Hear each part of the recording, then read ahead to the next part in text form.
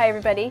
Today we've invited Jamie Freishtat, who is a mother of two, pediatrician, and spokesperson for Safe Kids USA.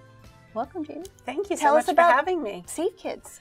Well, Safe Kids USA is part of Safe Kids Worldwide, which is a nonprofit whose mission is to prevent unintentional injuries in children, which is actually the leading cause of death and disability in kids between the ages of 1 and 14. So we're talking about a very serious issue here. I got to ask you, teenage drivers, and we are there. Yes, we're having a new program, Countdown to Drive. Okay. It's a program aimed at pre-drivers. There's so much out there for kids who are already driving, but what it's aimed at are these kids who are getting ready to drive. So getting their learners or before that? Even before then. Okay. So kids who are sort of becoming passengers maybe of kids who are already driving, and kids who are just passengers with Which really happens that is really the big minute deal. they start high school, they have friends who drive. Right. So really it's 14. Right. Yeah.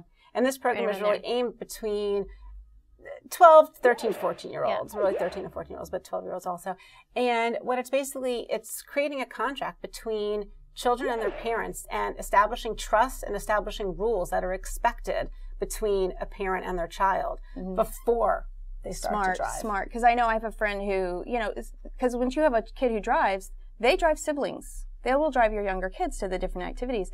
And I had a friend who, the girls, the sisters got in a fight, and one of them tried to get out of the car while it was moving. And what do? You know, you weren't there. Your kids are freaked out.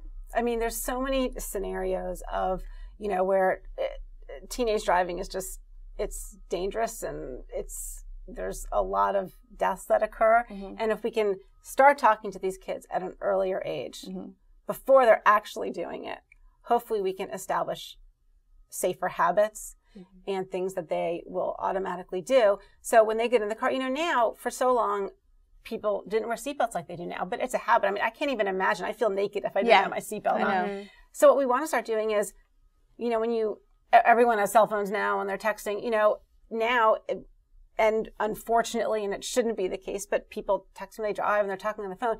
We need it to become a habit that when you get in the car, your cell phone goes away. It's not even, you know, it's not even a thought. It's what you do. It's like putting on a seatbelt.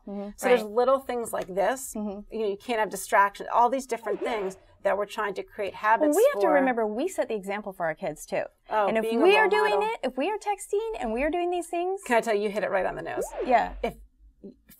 And the kids pick up on it. I mean, I have an 8 and 10-year-old, and believe me, they're picking up on everything I do in any situation, whether it's me wearing a helmet when I'm riding a bike, or whether it's what I do in the car. And I'm so glad that you said that, but that's one of the biggest things, is being a role model for your child. Right. If you're not doing these things, they're like, well, it's not important enough for her to do it. My youngest kid is like the mini police in our house. You know, he'd sit in the back seat and he'd go, "Mom, 10 and 2.